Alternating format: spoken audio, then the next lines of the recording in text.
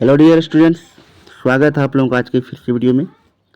और हम अपनी सीरीज का जो कि नेक्स्ट वीडियो लेके आए हैं, जिसमें कि civil engineering important question discussion करेंगे। तो जितने भी भाई इस चैनल पे फर्स्ट टाइम विजिट किए हैं, प्लीज़ चैनल को ज्वाइन कर लीजिएगा और वीडियो को लाइक भी कीजिएगा। First question, the process of remove air void from freshly mixed concrete is called. Freshly mixed concrete से जब एयर वॉइड निकाला जाता है तो इस प्रोसेस को क्या कहते हैं? कॉम्पैक्शन, क्योरिंग, ग्रेडिंग या फिर बैचिंग। आपका ऑप्शन जो कि ए आंसर है, कॉम्पैक्शन। कॉम्पैक्शन की बात करें तो remove entrapped air and increase concrete strength. Curing की बात करते हैं, keeps concrete moist for strength gain.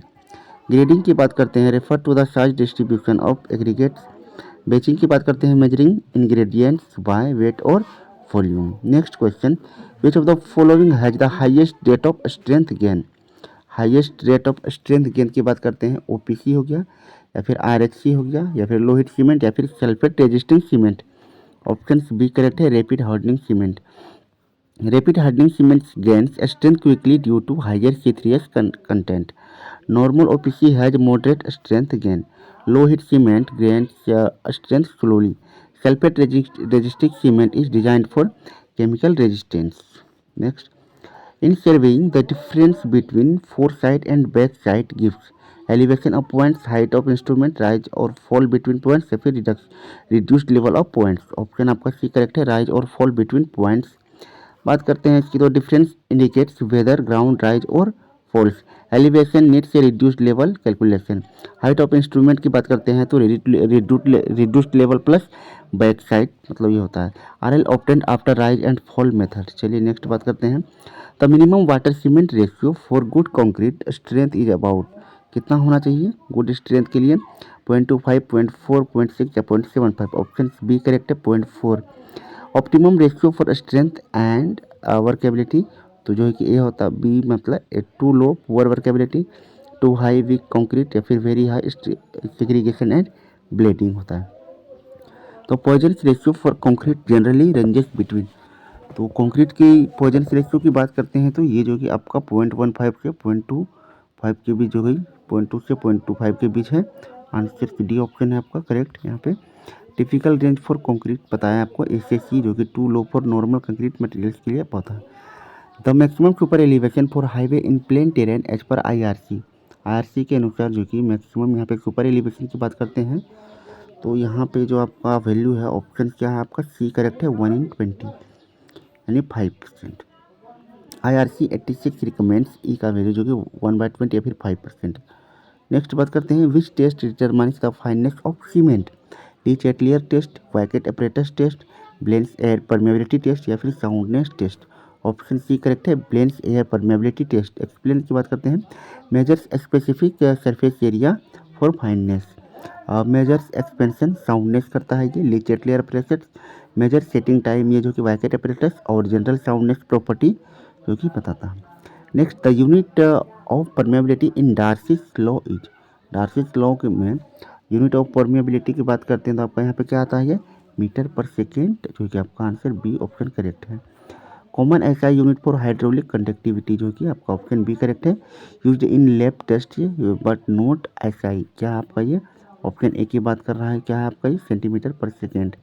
Next बात करते हैं, slump test is use to measure, किसके लिए मेजर करते हैं? स्ट्रेंथ के लिए, वर्केबिलिटी, ड्यूरेबिलिटी या फिर कोहेजन। ऑप्शन बी करेक्ट है, workability. Measures ease of flow in concrete, strength measured by compaction compression test.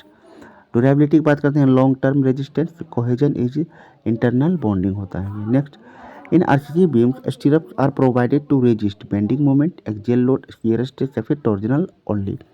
Option C correct है, शियर स्ट्रेस को रेजिस्ट करने के लिए। Stirrup take diagonal tension, shear bending resisted by main bars, axial by column bars and torsion partially by closed stirrup के द्वारा resist किया जाता है। Next, the compaction of soil increases. अब तो यहाँ पे देख पा रहे हैं आपके void ratio, permeability, strength, compressibility. Option C correct है, स्ट्रेंथ जो कि इंक्रीज करता है। रिड्यूसेस वॉइड का मतलब क्या हो गया, increase strength. A B D all option से decrease after compaction. Next, the main constituent of Portland cement responsible for early strength की बात करते हैं, C3A, C2S, C3S या फिर C4F। ऑप्शन सी करेक्ट है, C3S, tri calcium silicate.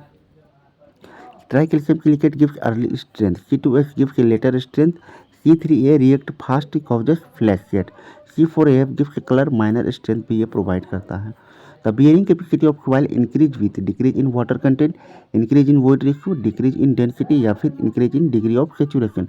Option A correct है, decrease in water content. बात करते हैं dry soil has higher shear strength, lead to lower bearing strength. उसके बाद the most accurate type of levelling की बात करते हैं, fly levelling, differential levelling, profile levelling या फिर reciprocal levelling. Option D correct है, रेसिप्रोकल लेवलिंग। यहाँ पे eliminates curvature and refraction error, है ना, कॉमन बट लेस प्रिसाइज, ये बी की बात कर रहे हैं। ए और सी की बात करें ऑप्शन तो फॉर टेम्पररी और sectional levels. Next, the type of joint provided to control cracking in concrete pavement is expansion joint, contraction joint, construction joint या फिर isolation joint. Option B correct है, कॉन्ट्रैक्शन ज्वाइंट। कंट्रोल श्रिंकेज और crack, ये आपका option B contraction joint की बात कर रहा है। ए की बात करते हैं अलाउस एक्सपेंशन की बात करता है, एक्सपेंशन ज्वाइंट। फिर सी बिटवीन कंस्ट्रक्शन स्टेजेज के साथ जो आपका कंस्ट्रक्शन ज्वाइंट को प्रोवाइड किया जाता है। Separates pavement and structures, option D आपका क्या है, isolation joint. Next, the creep of concrete occurs due to, किसके लिए क्रीप अकर होता है, sudden load, sustain load, impact load या फिर रिपीटेड लोड। ऑप्शन आपका यहाँ पे बी करेक्ट है, ये सस्टेन लोड की वजह से क्रीप जो है कि अकर्स होता है। बात करते हैं अब long term deformation under constant stresses से क्या होता है, ये सस्टेन लोड होता है आपका। और उसके बाद CACD कॉजेज इलास्टिक और फैटिक इफेक्ट्स, ये रिपीटेड लोड की वजह से होता है। The instrument used for measuring horizontal angle is level, theodolite, compass या फिर plane table. Option B correct है, theodolite. Precisely measures horizontal vertical angles, measures elevations, measure magnetic bearings. उसके बाद used for plotting not precise angle. The critical depth in open channel flow depends on discharge only, bed slope only, channel shape and discharge, flow velocity only. Option C correct है, channel shape and discharge. Explain की बात करते हैं, सी की यहाँ पे बात कर लेते हैं जो कि channel shape and discharge defined by energy discharge relation for given shape. ABD की बात करते हैं, alone don't determine critical depth. Next question, the specific gravity of moist soil lies between 1 से 1.5, 1.5 से 2, 2 से 2.6 से 2.8 या फिर 3 से 3.5। ऑप्शन सी करेक्ट है, 2.6 से 2.8। Difficult for mineral soils, A और बी की बात करते हैं, too low for soil solids, rare only heavy minerals. आज का नेक्स्ट क्वेश्चन और ये लास्ट क्वेश्चन है सेशन का, the method for irrigation suitable for row crops like sugar cane is check basin, furrow, flood या फिर स्प्रिंकलर। ऑप्शन बी करेक्ट है, furrow irrigation. Water flow between row shapes water, ये आपका जो कि furrow की बात कर रहा है। ए की बात करते हैं हम लोग चेक बेसिन में यूज फॉर पेडी के लिए किया जाता है। और ऑप्शन सी की बात करते हैं यहाँ पर तो uneconomical for such crop. Use D की बात करें use for undulating lands. Option D आपका स्प्रिंकलर आता है। तो कैसा लगा आज का क्वेश्चंस? क्वेश्चंस अगर आपको अच्छे लग रहे हैं इस सीरीज के तो प्लीज़ फीडबैक दीजिएगा, लाइक और कमेंट कीजिएगा वीडियो पे। मिलते हैं भाई नेक्स्ट वीडियो में। जय हिंद।